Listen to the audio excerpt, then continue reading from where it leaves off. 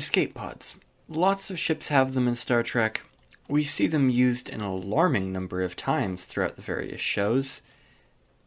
I mean, seriously, they definitely are very necessary on a starship in Star Trek, because it seems like more likely than not at some point a ship is going to use its escape pods at least once. But at the same time, what exactly is the purpose of escape pods? I'll be honest with you, my regularly scheduled video this week kind of fell through due to real life problems, so this is a last minute unscripted video, but it's a topic I've wanted to talk about, and I figured this was a good opportunity. So we're going to talk about what exactly escape pods do in Star Trek, what their purpose is, and what some of the limitations of them might be. So first thing to talk about is that there are, it seems to me, to be two different kinds of escape pod. There tends to be a fairly small one in Star Trek Beyond, which is a Kelvin Universe movie. When the Enterprise is evacuated, you see everybody mostly shooting out of these very small one-man pods. Now, yeah, that was because of the plot, because he wanted to isolate different people. It would probably make more sense to have larger pods that could fit multiple people, but we also see that in other series. Enterprise D, Enterprise E, Voyager, even Defiant has escape pods, and these tend to be lifeboats, basically. Fairly small, fairly basic. There also tends to be a much larger kind of escape pod that we see in instances such as the intro to Deep Space Nine, the Battle of Wolf 359. We see Cisco evacuating the USS Saratoga out of what appears to be a much larger, better equipped lifeboat.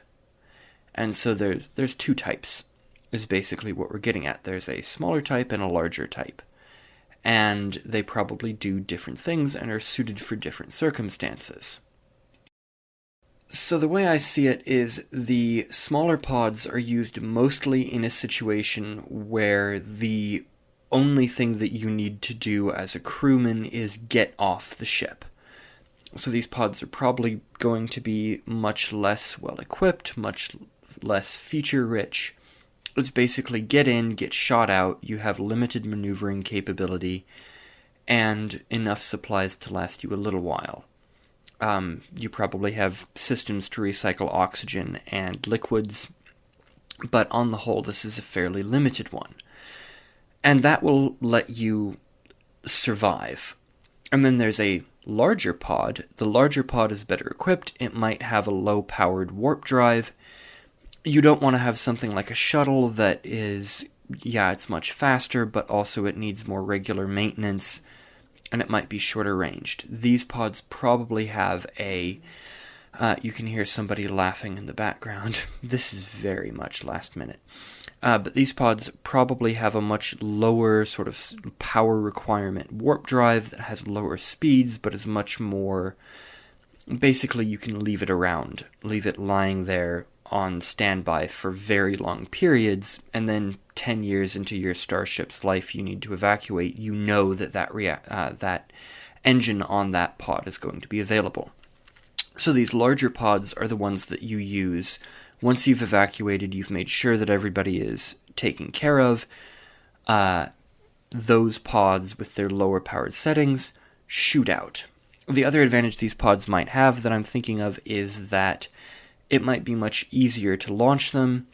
Shuttle probably has a fairly long startup sequence because you have a matter-antimatter reactor. It has to go from probably a cold start to use, and it's probably not a quick process.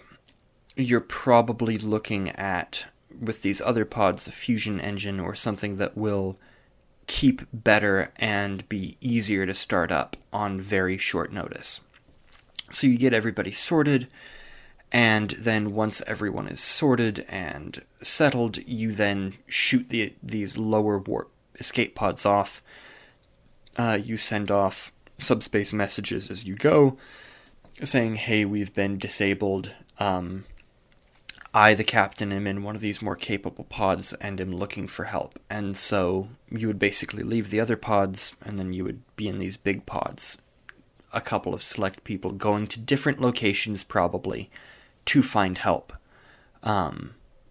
So that gives you a better chance of survival, because the first type of pod probably has very limited capability, and you can't guarantee that you're going to be in orbit of a planet for these pods to make landfall, and even if they can make landfall on a habitable world, you don't want to sit there forever, so you want these larger pods that can be launched in a moment's notice and warp away.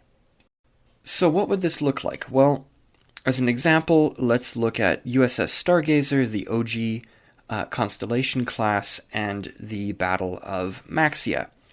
So USS Stargazer defeats the Ferengi ship that she had been fighting, destroys her, but is in the process critically damaged, and basically the crew can't stay aboard her.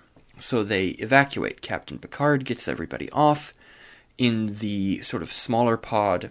At the same time, he and a couple of his officers probably get in these bigger pods once everybody is sorted, and they go off to nearby systems to find help. So the crew in the first type of pod just kind of sits there, holds in place, drifts, talks over shortwave radio, uses their limited sensors to look out for help. Meanwhile, other officers are traveling at Warp 2, Warp 3, Warp 4 to nearby Starfleet bases or systems where there might be a Starfleet ship. They arrive at one of these places, they say, hey, USS Stargazer fought an alien vessel, was critically damaged, we abandoned ship, and this is where the life pods are. That larger ship then warps over, picks everybody up, and warps back to a base. So that's kind of how I see that working. And at the same time, that's how I see it going. This video is, as I say, unscripted, so I might have missed a couple of things, but let me know if this is roughly how you see things going.